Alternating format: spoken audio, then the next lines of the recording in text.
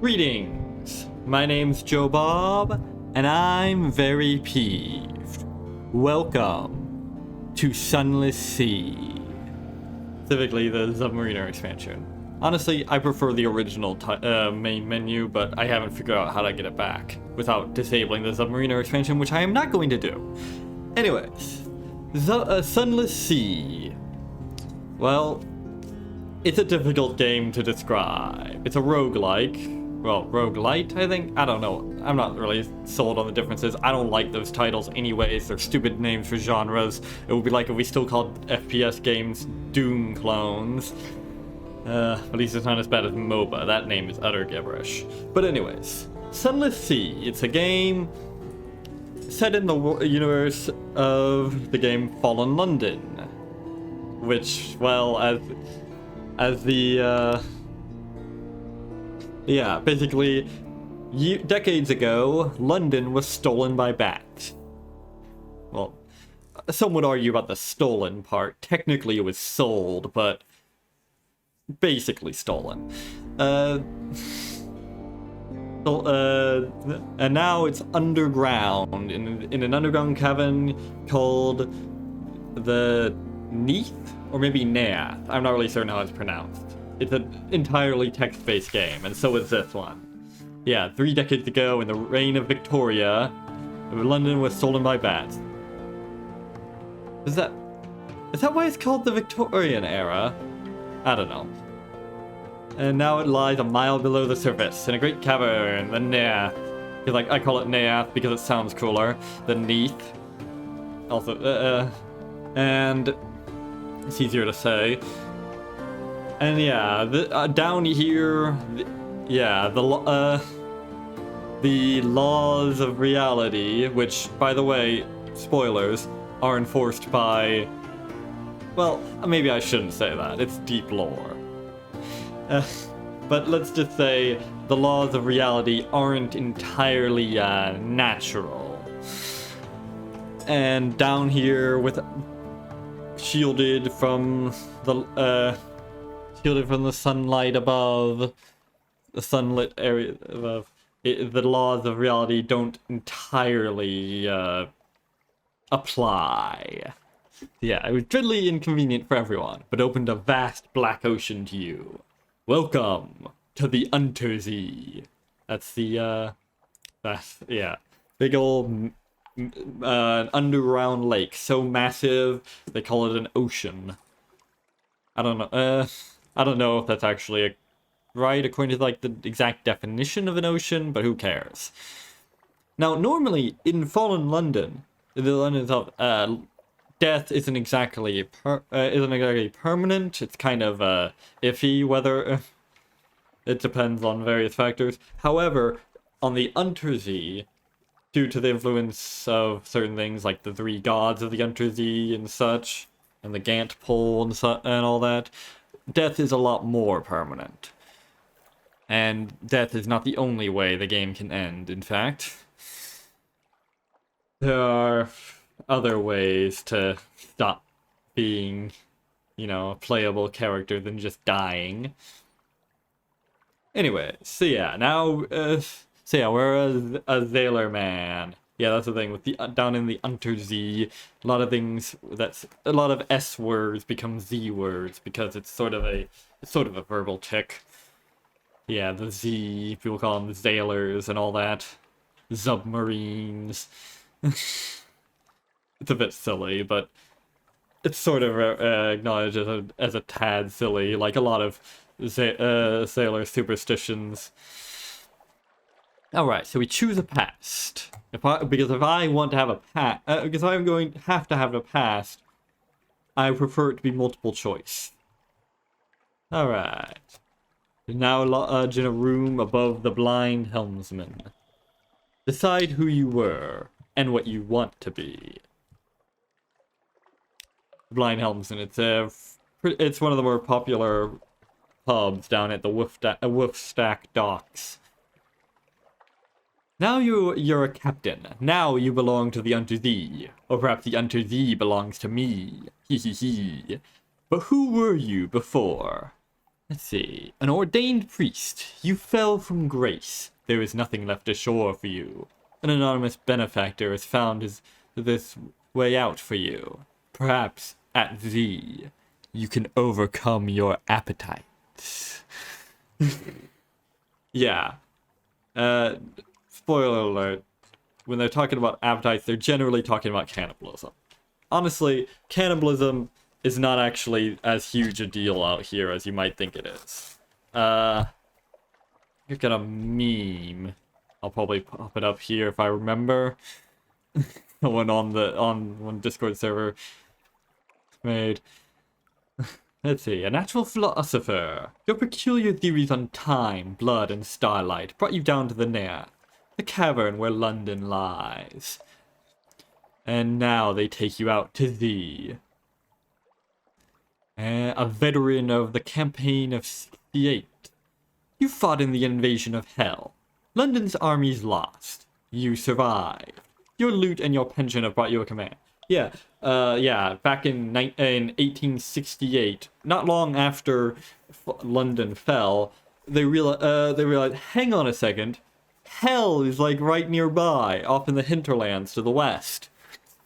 We should do something about that. So they did. Or they tried, anyways. Hell turned out to be quite resilient due to...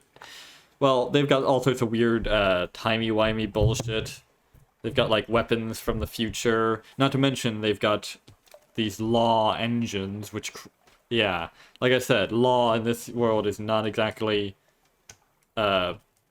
natural. It's actually created by light. So it's sort of natural and sort of isn't. Basically, law is natural, but not specific laws, you know? Well, maybe you don't. So yeah, they got law engines which can fuck with the laws and such.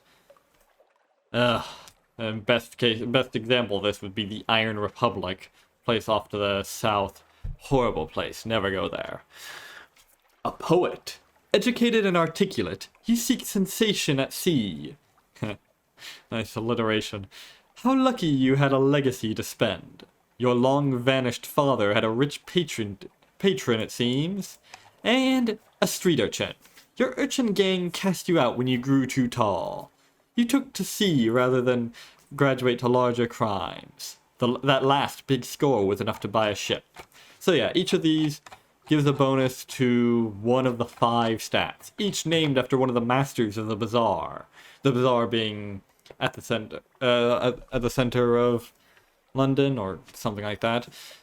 It being responsible for London falling in the first place, and it being a giant space crab. No, that isn't a joke. Just you wait till you learn what the masters are. But yeah, there's more than 5. It's just that only 5 of them get stats named after them. So yeah, hearts. Yeah, from bottom to top, there's Veils, the skill of subtlety and evasion. Each of these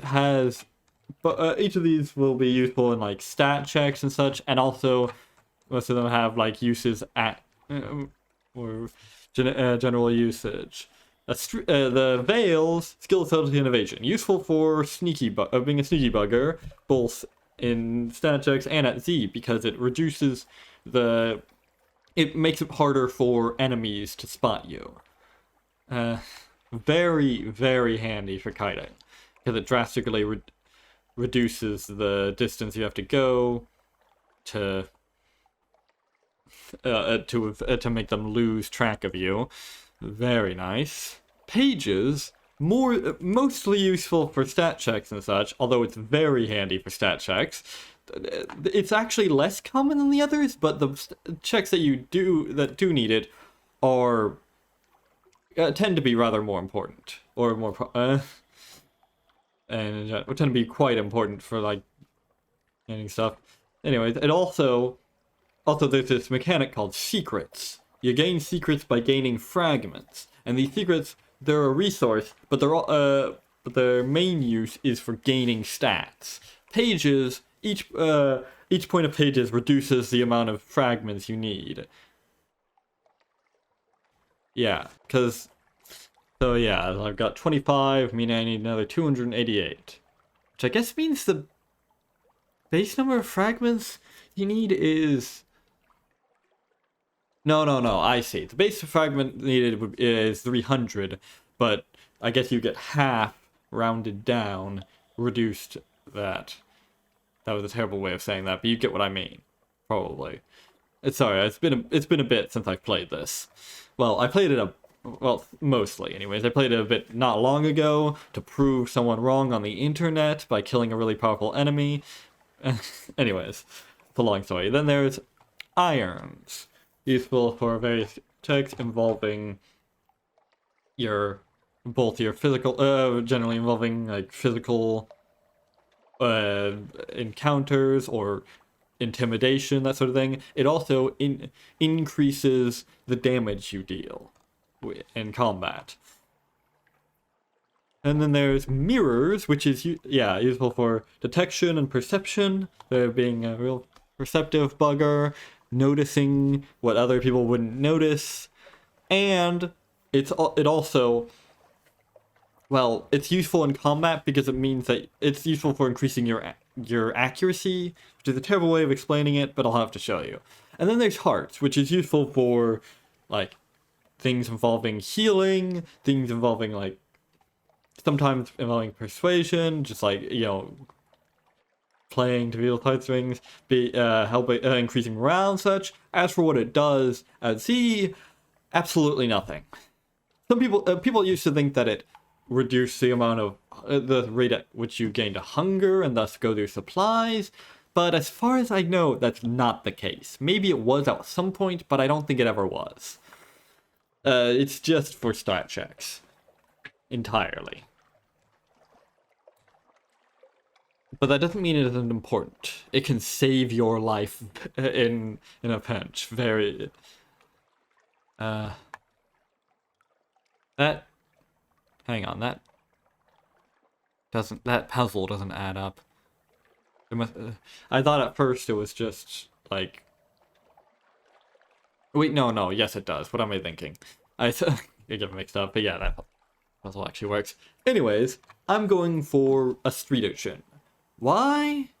Not because Veils, not because I'm wanting Veils. I mean, Veils is certainly a very useful stat to have, but because my character in Fallen London is is a former urchin. Not a London urchin. He came from the surface, but he was an urchin on the surface.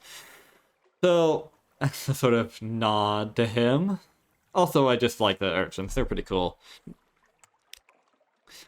Alright, low cunning on the high seas. Good turn of phrase. Your friend, another Longshanks, knows a little of gunnery.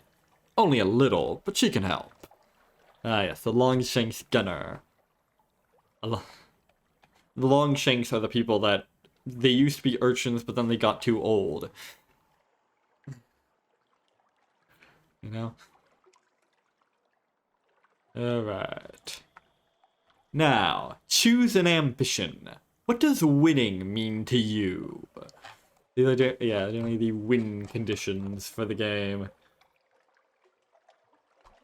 Now then, you got the choice between your father's bones, to find your father's bones because he was lost at Z, which is an interesting one because it actually changes the story of that actually changes surprisingly so a surprising amount based on what your past was.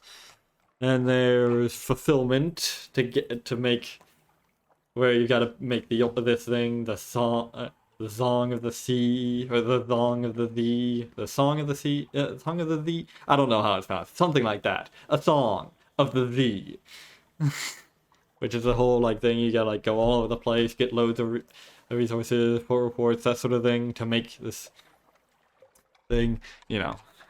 And then there's wealth, which is just to own a mansion and have a lot of moolah. And then there's, of course, a private kingdom, which you can't actually select, but you can get later. It's like establish a colony where you are the absolute ruler. A utopia, perhaps. Perhaps.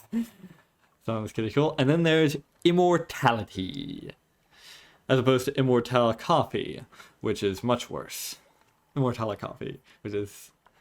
eternal life sounds like something you would enjoy, and it's said that the presbyter, the ruler of the elder continent, has lived forever. Well, I don't know about forever. Technically, you can't live forever until eternity has passed, but an eternity can't really pass by definition. But he's lived as long as he's lived. That's a terrible way of phrasing it. He shouldn't die outside of. Anyways, so yeah, the presbyter, elder continent, the place called ruled by the presbyter, also known as the presbyterate. Presbyterate? I don't know. They are around this place called the Mountain of Light, which grants immortality, like proper immortality, not the watered down kind people in London have, to the people around it. But they've sort of got a monopoly on it, so like they've got rules about how long people can live and all that. The presbyter, on the other hand, is exempt from these and just lives as long as he lives. You know what I mean? I don't even know what I mean. Yeah, immortality. All these other ambitions, lame. This is unlocked by having the submarine ambition. So yeah, the Presbyterate guards its secrets fiercely, but amidst the clamor and beer stains of the blind helmsman, a salt-scarred navigator, or should that be Zalt-scar? No, is telling tales of the continent's deepest interior, of a city called Nida, and the origin of the presbyter's long life. Where is he getting his information? Bring wine. He is susceptible to wine. Alright, and now we just gotta... Captain, an irregularity with the Harbor Master's office. They wish to know, what term of address do you prefer ashore? Alright, this will determine what you call your captain. Your captain's gender is up to you. Indeed. We got Madame, Sir, Citizen, My Lord, My Lady, Captain. And then there's You Magnificent Bastard. See, like, swears like that tend to be slightly censored in these games because people are a bit more cautious about them back in those days. So your reputation precedes you. Mistress and My Dude. It's all good, man. Yes. For those of you who are familiar with this game, you might have noticed that that those last couple aren't exactly standard, and that's because this is a rather modded version. I got a few mods. There's those interested. Yeah, I got the Sunless Stories vessel tweaks, even more slightly tweaked. Got the Watchman, Persistent Steam Yacht, London Warehouse, something about Red Honey, Fight the Sunlight, and then there's something to do with the colony that you can set up later. So anyways, I'm kind of slightly torn between these two, but I think I'll go with this. Simply because I just find it rather amusing to have people come with this silly shit. Like back in Fallen London, I chose the one option where which forces people to go like, sir, or madame, or yes. Because they don't know what the fuck to call me, because I basically didn't select a title. Because I just like, there's a thing at the start where you select a title and you can instead respond. It's like, oh, what was it? Hang on. Yes, here's the quote. My dear sir, there are individuals roaming the streets of fallen London at this very moment with the faces of squid! Squid! Do you ask them their gender? And yet you waste our time asking me trifling and impertinent questions about mine? It is my own business, sir, and I bid you good day. Which was just the best possible response. So yeah, you magnificent bastard it is. Albeit My Dude is a close second. Before the mods, I just said Captain, because frankly, like I want to be called that on shore as well. So, very well then. Alright, a last piece of advice. Explore, take chances, this captain will probably die. Ha, not bloody likely. The sea is hungry, but each captain passes on lessons to the next. Alright, and now we select a profile. And... let's go with this one. Although this one is certainly an amusing choice. But nah. Boom. And now we finally get to start the game. Well, there's a couple tutorials. Let's see. Advice for captains on a blah blah blah blah blah blah. I don't think we need to care about any of this. Sell the book. And there's the Merino tutorial. Don't need this. Sadly, I don't get any cash for it, because it's not actually a real thing, unlike the book, which is an actual book. Grab a couple of, yeah, there's a couple of things that from Fallen London that you can link the account to get a couple of boons from stuff you did in Fallen London. Free bonus of secrets. And also these two bozos. Not actually officers. Yeah, you can. There's this whole mechanic where officers are basically a combination of equipment and NPCs. You equip one in each of these slots. Once you have one for each of these slots, they give bonus to your stat. Okay. And you can talk to them and progress storylines and stuff. Now then. These one of the slots, mascot. These two are just objectively better than this one, but you can get a better one. Go to London, grab the Blemigan Gallivanter. Blemigans are these animate mushroom guys. Yeah, you extend your hand and the Blemigan leaps on. Its tendrils entwine with your fingers, and it chitters quietly. It meets your gaze and bobs its dome in greeting. It's very small. Is it old enough for naval service? You're pretty sure its mustache has been drawn on in pen, in an attempt to look older. A failed attempt, considering I'm fairly certain Blemigans don't have mustaches in the first place. As you approach your ship's gangplank, the creature flutes and vibrates with apparent happiness. The bosun winces as you bring it aboard. I don't blame him. Alright. Yeah, this one gives +2 mirrors, +3 hearts. This one gives +3 mirrors and +2 pages. More useful, frankly. Hearts is arguably the least useful stat. Alright. Now let's start.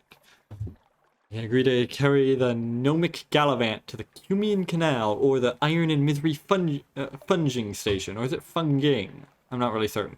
Or both. History is a horse. Who will prick it with their spurs? He cries to no one in particular. A drop of blood may be as precious as a ruby. Well, this certainly seems... Well, bringing an obvious madman aboard is a plan with neither flaw nor chance of error. Let's go. Welcome to board. He puffs out his chest. Ruby studs gleam in the lamplight. I knew London had enterprising souls still left in it. I am seeking truths, you magnificent bastard, which, I am told, I may find in the Iron and Misery Funging Station and the Cumean Canal. Ideally, I'd learn both, but I could settle for one. For at Port Cecil, there will be a contest, and we will change the world with a game of chess, and a king will fall. Chess. This game has less of it, but Fallen London had far too many chess metaphors for my liking. They're the lowest form of wit. So yeah, in case you can tell, this is a very text-based game. There's actual like non-text-based gameplay to it, unlike Fallen London, but they very much a lot happens in these at the ports, which are mostly text. All right. Now then, let's prepare to shut off. Ooh. Yeah, this is unusual, not exactly in my wheelhouse. I haven't done any games as text-based as this. It'll be hard.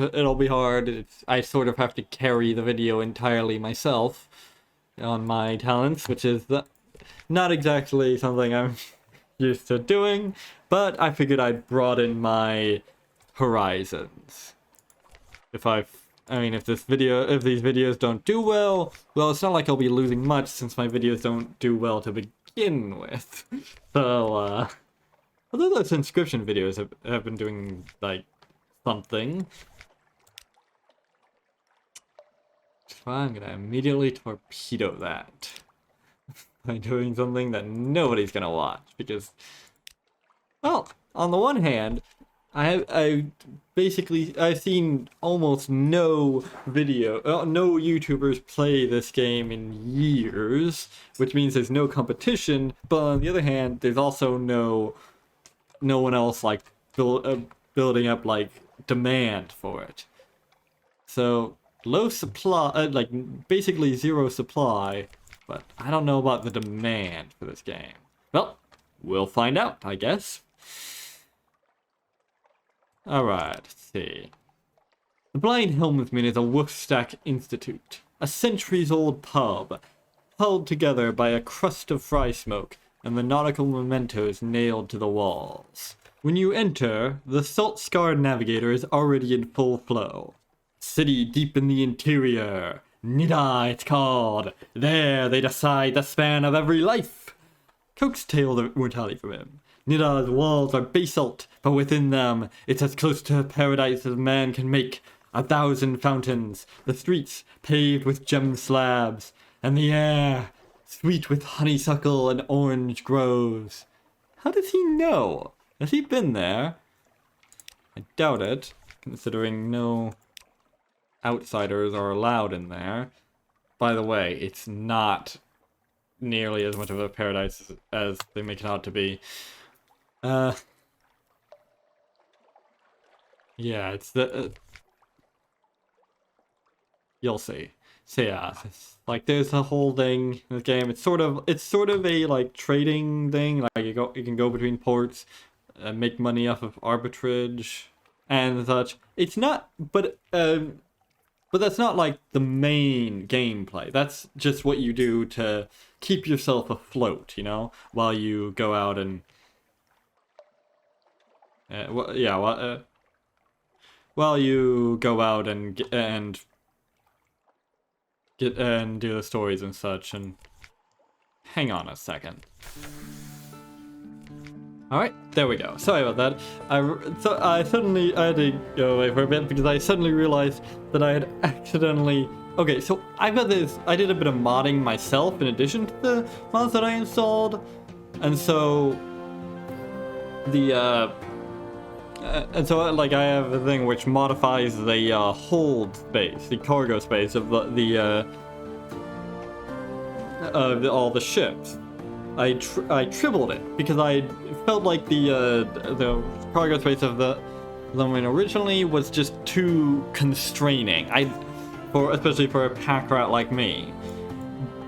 But because I must have, like when I was debugging the code last, I must have accidentally mistaken this for one of the ships that has 120 hold space by default. So I tripled it again to 360, which was daft of me. So now it's back to, well, I wouldn't say what it's supposed to be, what I had it at. So yeah. Anyways, let's get back to this. Deliver him a cask of mushroom wine. Yeah, you see, down here, obviously, stuff like grapes and shit don't actually grow, because there's no sunlight. Well, there is, sort of, but not reliable sunlight. That's a long story. So, mushrooms are what they use for a lot of stuff. Including alcohol. Hence, mushroom wine. It's actually a real thing, you know. People, I've had it before. I've actually made mushroom wine before. It's pretty good. I've even made brandy out of it.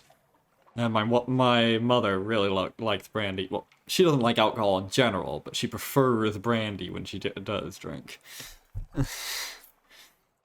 Straight from the source.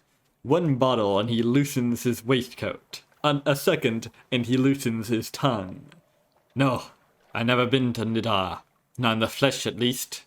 He leans close. But I once tasted red honey, and the memories of a man who had.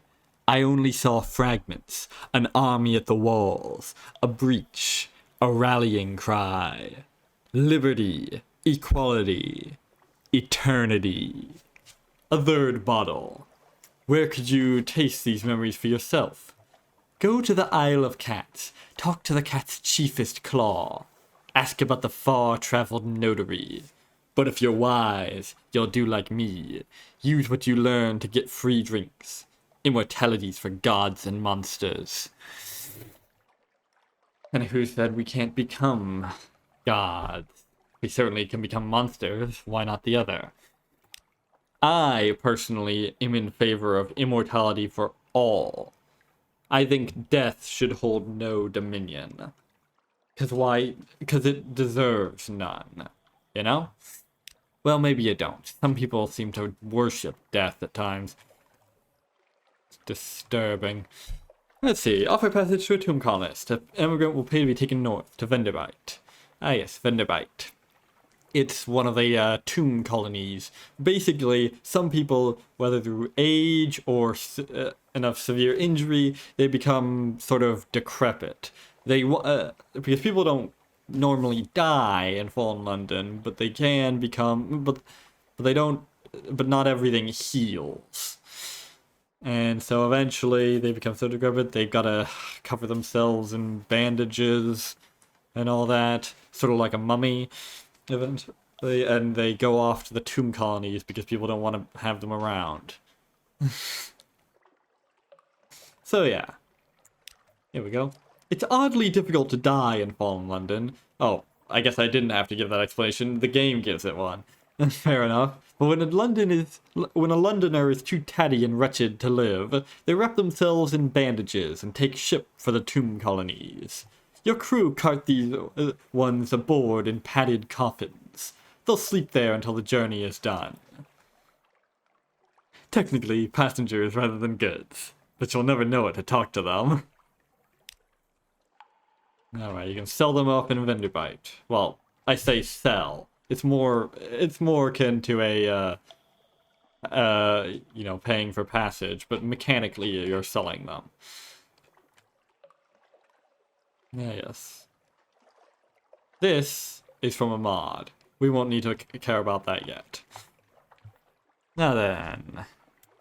It's the Admiralty's Survey Office. This is a place where you get a lot of early cash. They'll pay for information from Z captains, find out what and how. You could go around visiting other places and get port reports. Sounds silly when you say it out loud. So yeah, the Admiralty's picket fleets and intelligence networks are long gone. The survey office pays Z captains a small sum for recent information. Yep, London, or England at the time, I believe at the time they still had a mighty fleet, but though they lost a lot of that in the trip down, because they just took London and the area around it. And also they lost most of the rest to the new sequence. What are the new sequence? Well, you'll see.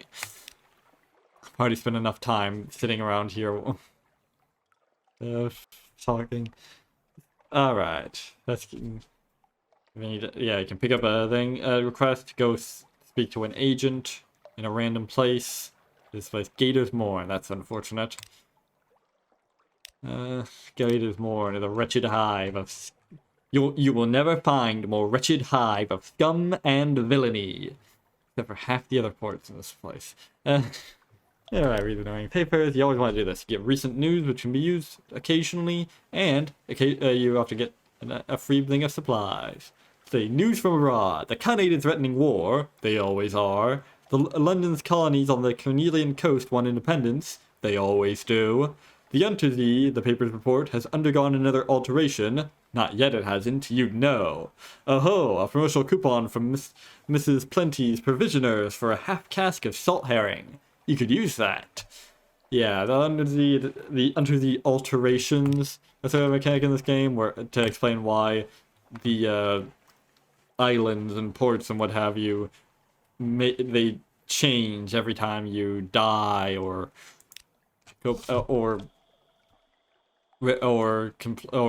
otherwise go to the next captain. So you gotta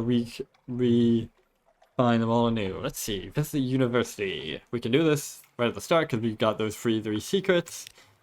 It's like, oh yes, the university's maritime liaison whispers breathily. Oh yes, this is quite a tasty one. Let me explain it to you. He explains, teeth glinting.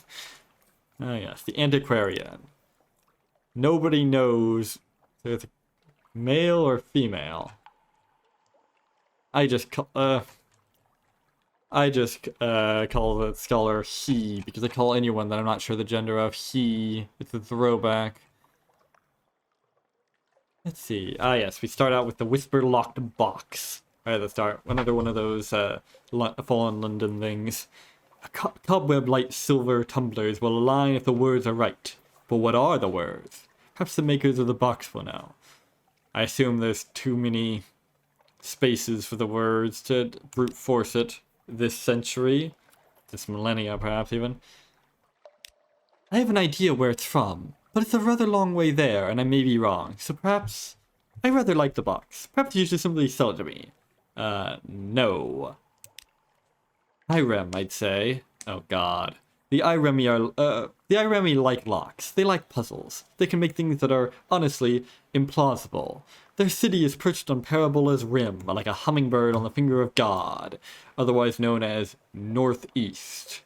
Very northeast. Go to Irem. Perhaps they can open it for you. Perhaps they can tell you how. Yeah, Irem is a weird place. You'll see. And maybe... Let's see, grab some crew, because I'm only at 8 out of 10 for some reason. I don't know why you start out like that. Maybe to teach you how to gain new crew, probably. Alright, maybe grab pullings of fuel. Generally, you're gonna need a lot more fuel than you need supplies. Because... Sure, because the supplies, the rate that you go through them depends on how much crew you have. So, maybe I shouldn't have gotten that extra crew, actually. But yeah, and the max crew depends on your ship, but larger ships that can hold more crew also are heavier. And they'll go slower or need more powerful engines to go as fast, and that means more fuel consumption. Not to mention, well, other things. So yeah. Generally have at least a 2-to-1 ratio. Generally more. Right. Nothing more to do here. Let's finally shove off. And this is where a lot of the game takes place. Out on the Unterzee. As you can tell, it's not a very fast-paced game. So you've just got me and my silky voice. And the music. Until we find another port.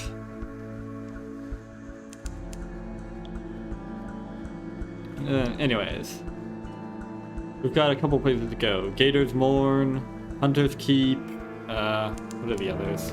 Oop, I accidentally hit the horn. That's right. Isri on the Isle of Cats. Irem, did I say Irem? Vanderbite. Cumene Canal and the Iron Misery Funging Station. But first, we go up to Vanderbite. And it's up by Hunter's Keep. This place is a weird place.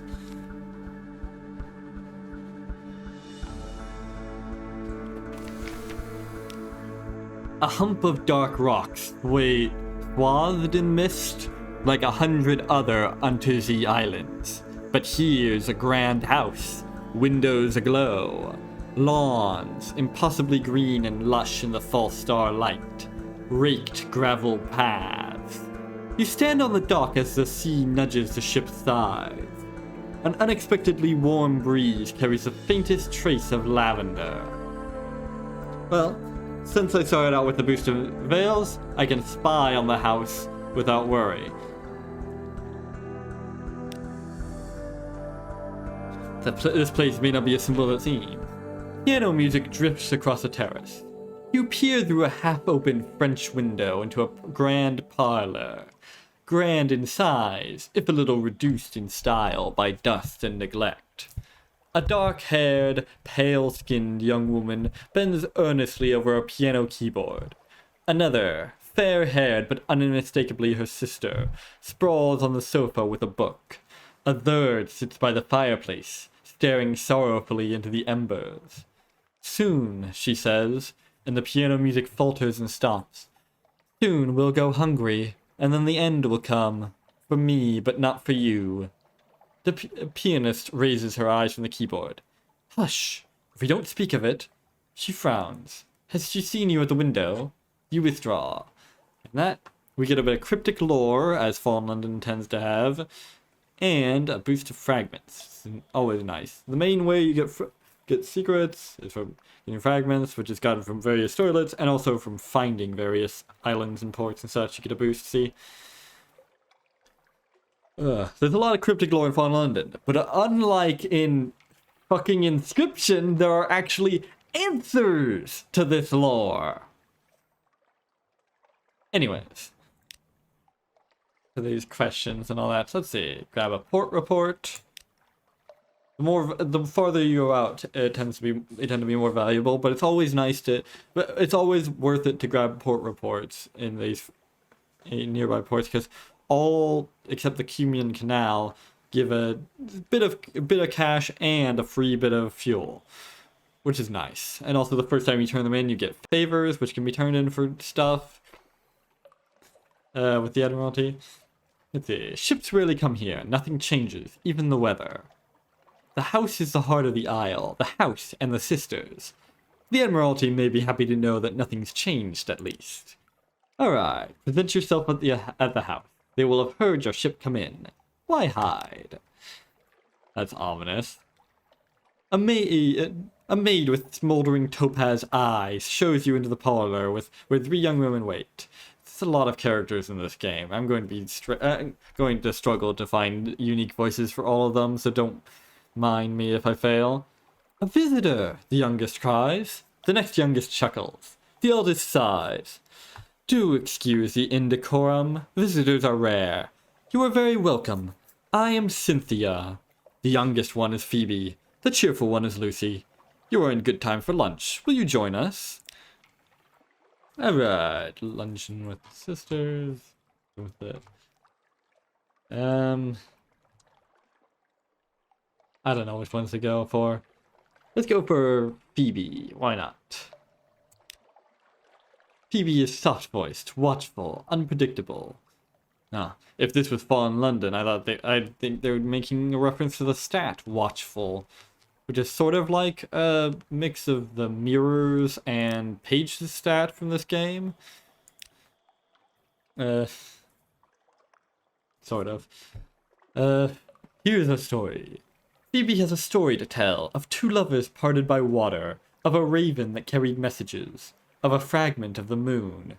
She beats time on the table as she speaks, as if to a song only she can hear. The effect is hypnotic. Your attention drifts out through the skylight of the dining room to the false stars glittering on the roof of the cavern. Yeah, those are the stuff on the roof of the Neath cavern, which glimmer like stars. Most people don't know what they are, but they sort of treat them as stars. They navigate by them and all that. It's probably easier to navigate by them because well, actually, I don't think they are entirely stationary now that I think about it. You drift like a puffball spore. The Unterzee shimmers below. Islands lie like mineral specimens on black velvet. Ships bob like wood chips between the islands. Vast spined things pulse in the depths. There is a scent like the scent before a storm. The storm came, Phoebe says quietly. Everything changed. Somewhere in there, you finished the last course. The scowling maid reluctantly serves cheese and Bath Oliver biscuits. Wait, gain supplies.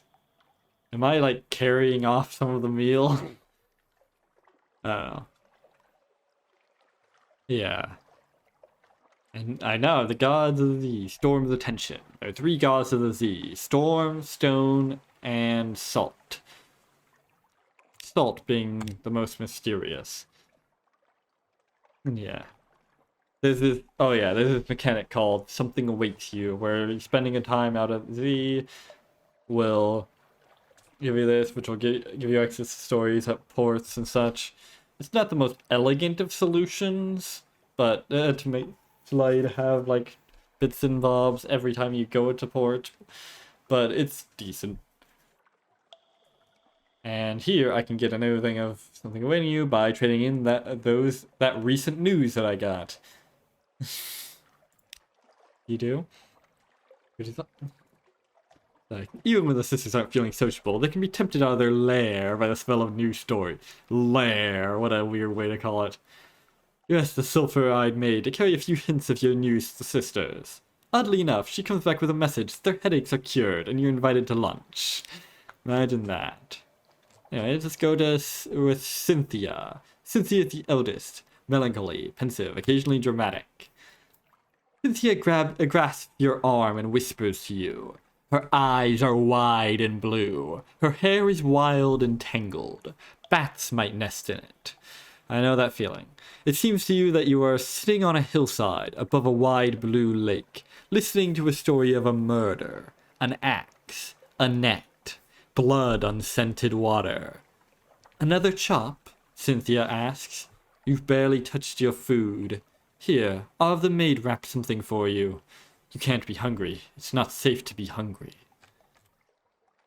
Not ominous in the slightest. It's watching you, if it even exists. Alright then. Yeah. All 3 indisposed. The maid makes it clear there were a series of unwelcoming growls that Phoebe, Lucy, and Cynthia are all indisposed. No lunch today, apparently. Man. You know, part of the reason why I decided to make a video series on this is because, I don't know, it's hard when you're like going around, when you know what you're doing and you're going around doing all this stuff and everything. It's hard to get yourself to slow down and really absorb the stories, you know?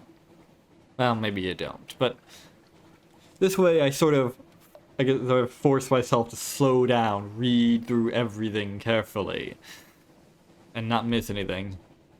Honestly, I'm a compulsive speed reader. It's a bad habit of mine. So even if this video series never amounts to anything, at least it'll be an excuse to do for that. Quick finger waist. The waves are cluttered with the Z-rack, like drowned hair drifting. Yeah, that's one of the mods I have. It makes it so that the logbook stuff, it's easier to see because it's like written on the place, which is inspired by what happens what happened in the original trailer, where stuff would be written there. Oh, that reminds me. I should talk to my officers. Ask her what she wants from life. Why did she come to thee? Khan's shadow. It's like the flit at thee, right? No one to tell you what to say or do. And no one to kick you downstairs just because you got a little bit tall. I'll be a faithful officer, but put me ashore at the shadow and I won't forget you. Yeah, each of the starting officers, there's this whole thing where they don't actually give you much stats, but they can be set. They can be set out. They can be traded with some resources at one of the ports. It's a nice little bit of story. Oh, speaking of which, hang on. Oh, never mind.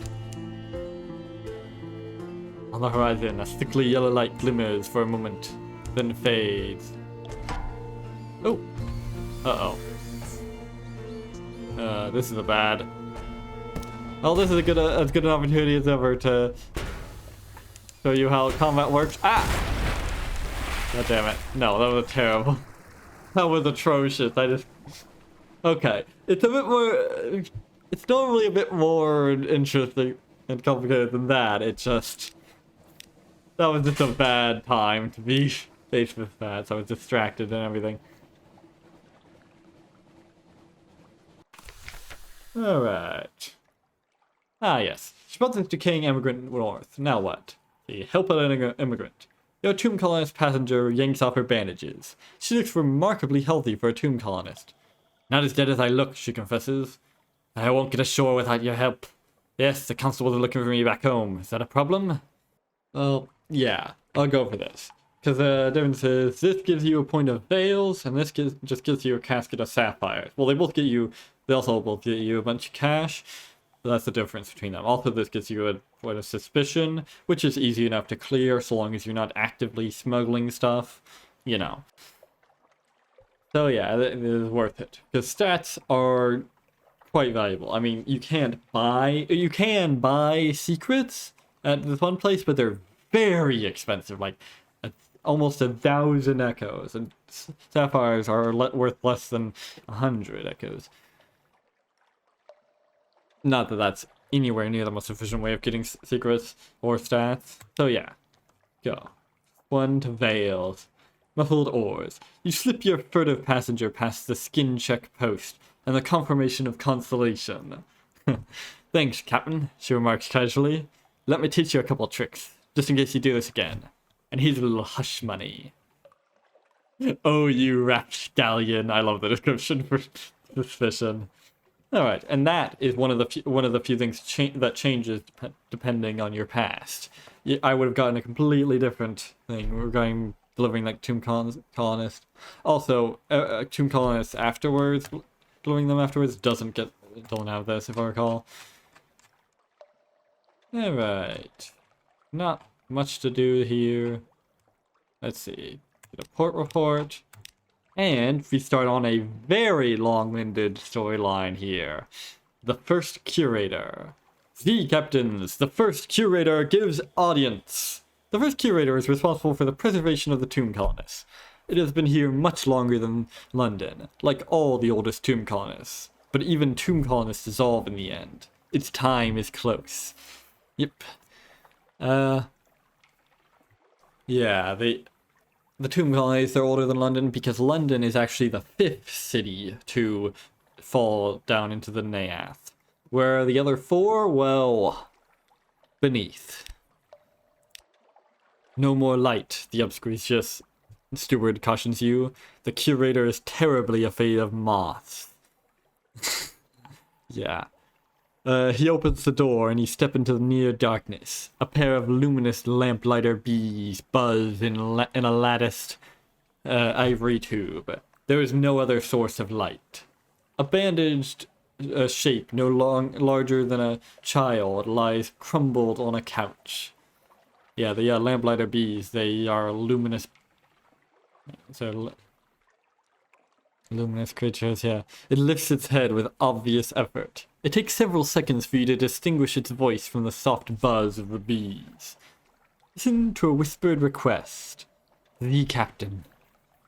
Silkskin. Not much left of me. I will go into the Grand Sanatorium. Bring me colors.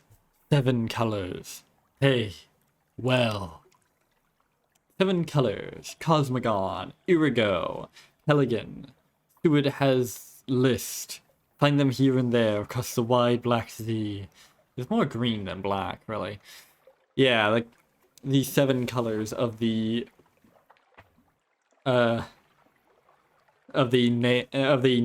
bow, or Neath bow, or however you want to call it. They're colors that can only exist down here, away from regular light, away from sunlight, rather. Ask about the Grand Sanatorium. One hears the name whispered here and there in the arcades of Vanderbite. A long, low chuckling. Oh, Silkskin, you don't want to know.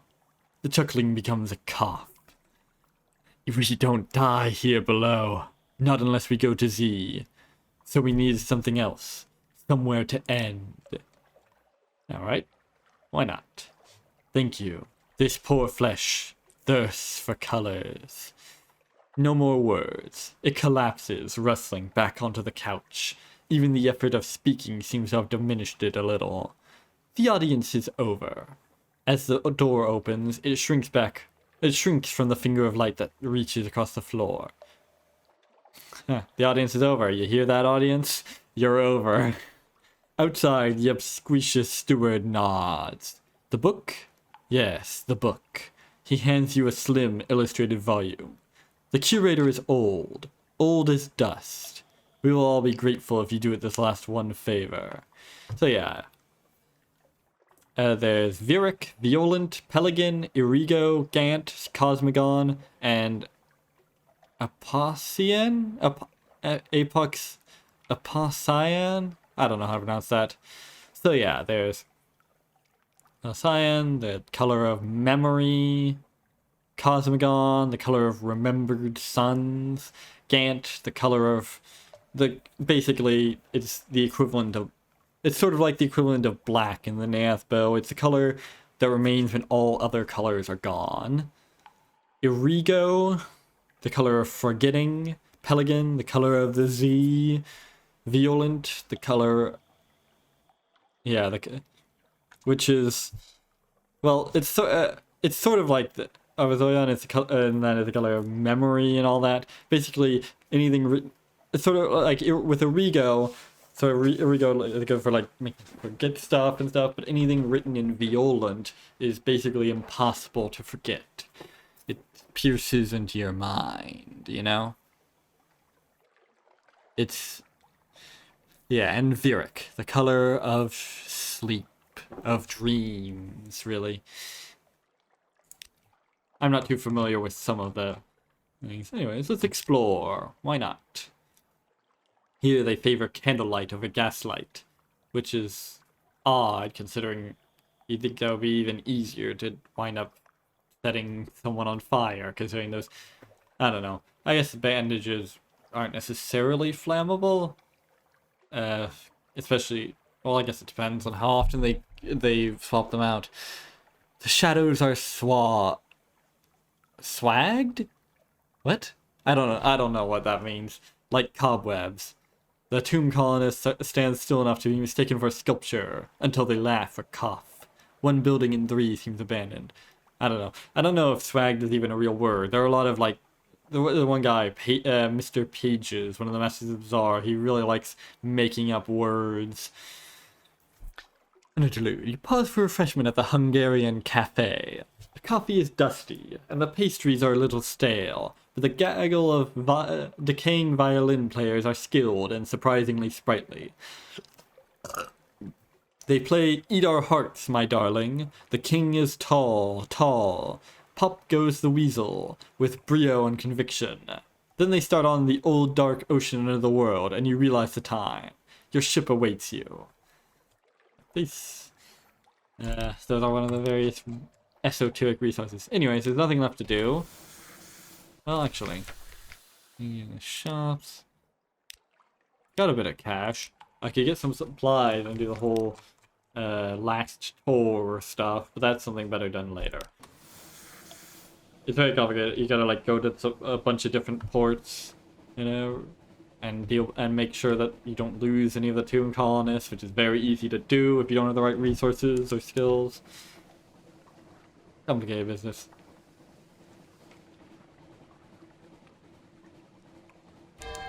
Anyways, let's go further up, because if I'm not wrong, yeah, it's getting close to the time when I should really be finishing up this episode. Not that I've really done a huge amount, but the first episode is always going to be a lot of explanations. Don't worry. Honestly, a lot of this game will probably be me explaining random bits of weird lore and shit from this game and Fallen London. Fortunately, I'm more knowledgeable than most. And for anything I don't know, well, I have the resources to find out. I'm friends with some people on the this wiki for various lore stuff. Well, maybe not friends, but acquaintances certainly. I frequent that their Discord server and all that. So if there's something I can't find, I can always ask them. Anyways, we're going up here, not because there's that much of interest here. Interesting post, there's Wither, where people can only respond to you with questions, but more importantly, there's that. Let me just dock real quick. Grab a port report. The citizens of Wither enjoy questions, so much so that they always answer a question with another question, which is not entirely true. It's not just that they enjoy it, they're actually banned. Like, there's this place nearby where people go, they exile people for answering questions with actual statements and such. It's rather weird. This can make intelligence gathering frustrating. It's not as weird as IREM, though. You'll see. You will see, or maybe you will have seen. Are you asking for any particular reason? At what time of day? Is that your hat? Might it be 6? It could be 6. Eventually you cobble together enough implication and supposition to compose a report. Anyway, there's some really notable stuff from exploring the town, if you're lucky. Yeah, behind the great... I forgot to read out this. Fool am I. Behind the great arch... over the bay, the pale wastes stretch, white and silent as the face of the moon. Not that we'd know. From here, you might almost imagine they were snow. North of the city, the salt pools fizz with unlikely color. Actually, it's only been 3 decades. I imagine a lot of the people, at least from London, at the very least, would know what the surface looks like. Not to mention all the people that come from the surface, like my character from Fallen London. Let's see, Wither is a quiet, chilly town of grey stone and closed courtyards.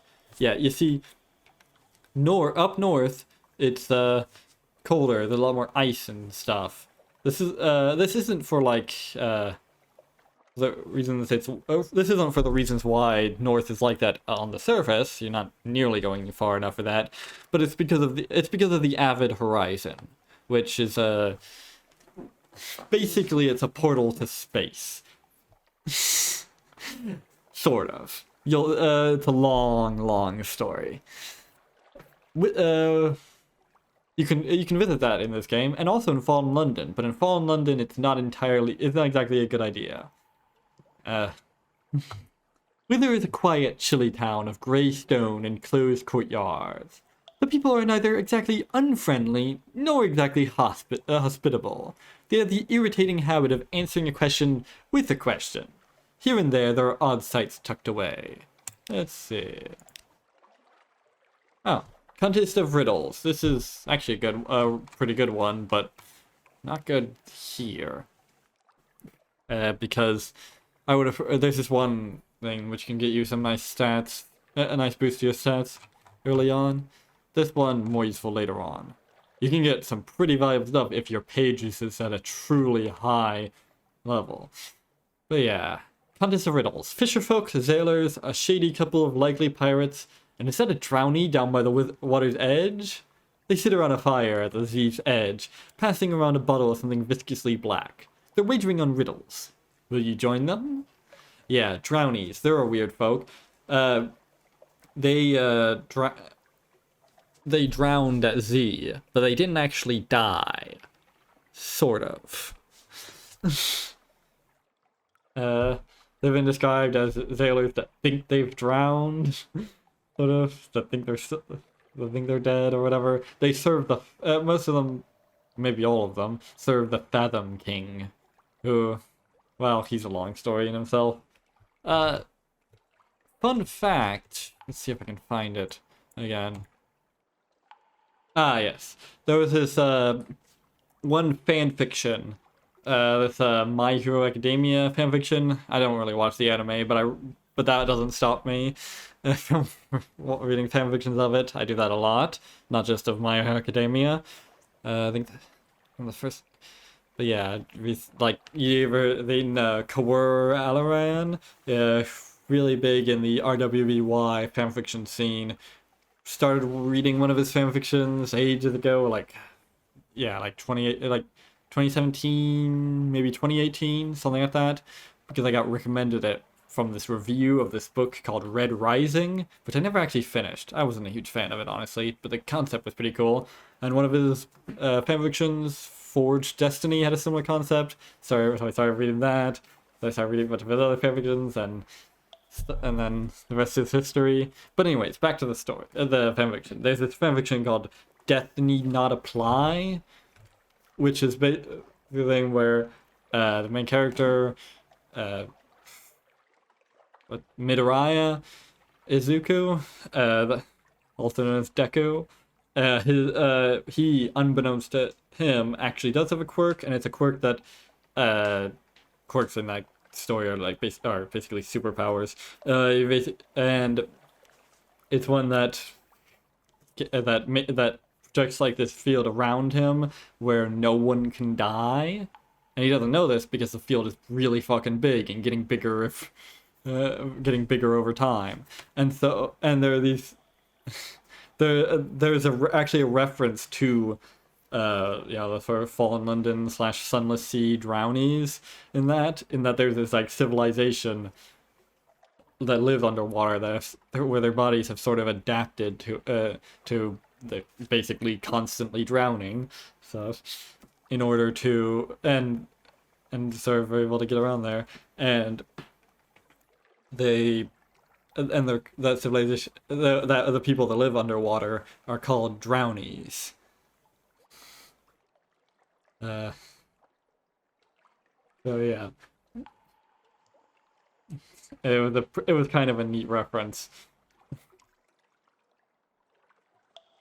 Anyways, it's I might as well bet an echo on a 33% chance on one of the simpler riddles. One of the fishermen is bursting to try it. Damn. Well, I've still got 5 fragments from that, which frankly, probably worth it. I mean, that's one. It's effectively like what, like little it's like 1/30th, 1/25th, somewhere around that. Or more like 1/29th of a secret at my current pages level. Let's see, that's honest. And frankly, if I could reliably get a secret for only 29 echoes, that'd be pretty damn good. So you know what? Worth. Anyways, go for shore leave, but that's mainly for reducing terror, and I only have 1 terror. Like there's these 3 mechanics. There's fuel supply, fuel, which goes when you're just consumed by your engines, and also your lamp. Lamps, it consumes a surprising amount of it, actually. It's a big chunk, which is why there's sort of a balance between that and terror, which goes up slowly, more quickly if you don't have your lamp on. And there's various other modifications to it that you can go to, like being in these buoys and stuff. So it's sort of a balancing act between those two. And then there's hunger, which, yeah, goes up. This based on your crew, gets reduced when it goes up to 50, back down to 0. It's a whole thing. Damn it. Okay, I accidentally exited the game. Sorry about that. I was trying to do something in the task manager and accidentally clicked end task. Okay. So yeah. Since I'm going to be ending the video soon, I might as well give you something that might keep you coming back. Something that you're unlikely to see from other videos. Certainly not this early. See that Lifeberg? It's one of the tougher enemies in the game. Not the toughest, but it's it's one of the toughest that is not a straight up boss. And we're gonna kill it with not but the basic starting equipment. And while we're doing this, I'm going to explain to you how combat works. You see... Oi, get back here. You see, you got this field here, which shows you where you can... sort of like the area that you can target enemies in. And while enemies are in here, your targeting solution for all your weapons, of which I only currently have 1, will go up. And once it goes above the minimum, once it goes above half, that'll allow you to fire it. And anything above that will increase its accuracy up to 100% with the highest.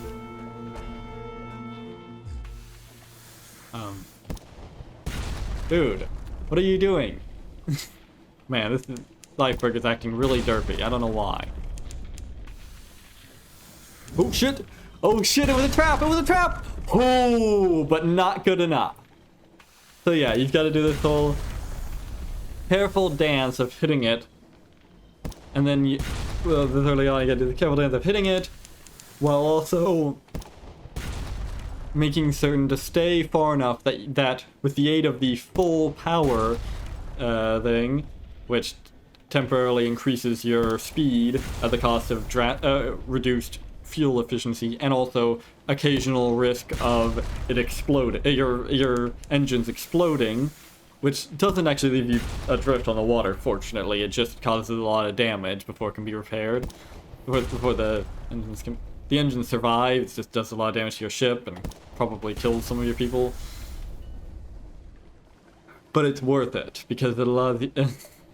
because there's only a relatively small chance of that happening, and it allows you to take on, like this, while being able to... Because normally, with engines this weak, you won't be able to outrun them when they charge you like that. So your choices are to either do that, or do this really complicated dance around of because it can't actually hit you when it's not facing you. So you can do this really complicated dance of like carefully kiting it around, which I have done for, say, beating bosses like Mount Nomad with basic equipment, but it takes a long time, and frankly, it requires you to turn off your prow light, which combined with the long time it takes, can lead to you dying from terror while taking no damage at all. Yeah, I'm not kidding. It took me like half an hour to get it down to like 25% HP. This is not the most fast-paced of games. Ah, damn it. That's unlucky. Come on. Damn it. Failed in the challenge. If I had succeeded, I think I wouldn't have lost those 2 crew, and maybe lost less hull, but I still would have lost some of the hull. Yeah, hull obviously is your health. So yeah, this sort of kiting shit is actually why why increasing veils is important. Even having high veils is important even in mid-combat. Bing. There we go. Because it'll reduce. It really confuses their AI. Anyways, so yeah, destroy the Lifeberg.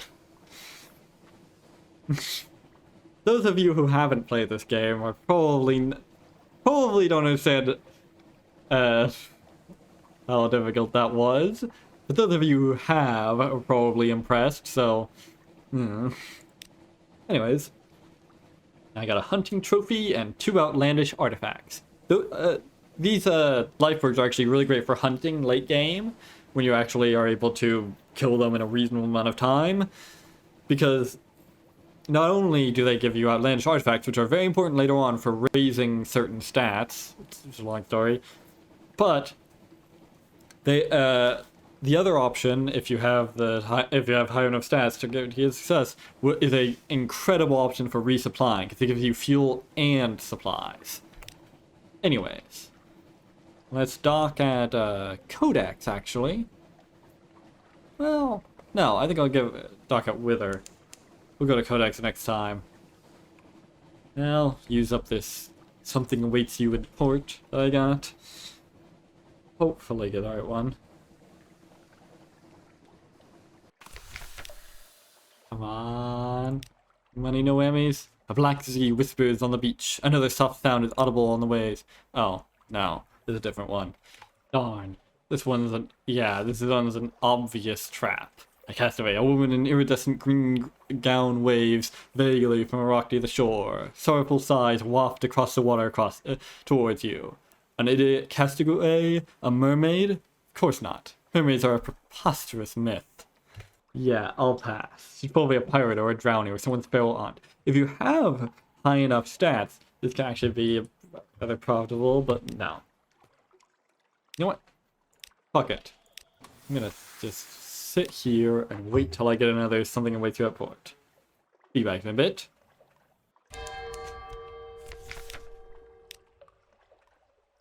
Ah. The wind speaks. You fall into a reverie as you wander the shore. There are words in the wind. A story of sorts. Of a gate in the north. Of a pale light that began there. Of a drowned light that will end there. Of a high wilderness that other ships may sail. You lift your eyes. On the wall of a salt works, someone has scrawled, "Is there a sea more sunless?" Very intriguing stuff. Unfortunately, most of the stuff like that is actually cryptic hints towards the sequel game, Sunless Skies, which is not as good, frankly. It makes it look silly, and it is, but this sort of sitting around idling near a port can actually be very profitable in this game. It's very daft. Nope. Damn it, I'm stupid. I'm in the wrong port. I have already seen all the options. Fuck. Okay, well at least I can stop now. Oh wow, I can sell fuel for 0 Z stories. What a deal! More like what a steal. Yeah, some of these ports, they don't just deal in echoes, you can buy and sell with various other things. Oh, shell. So yeah. Anyways, that was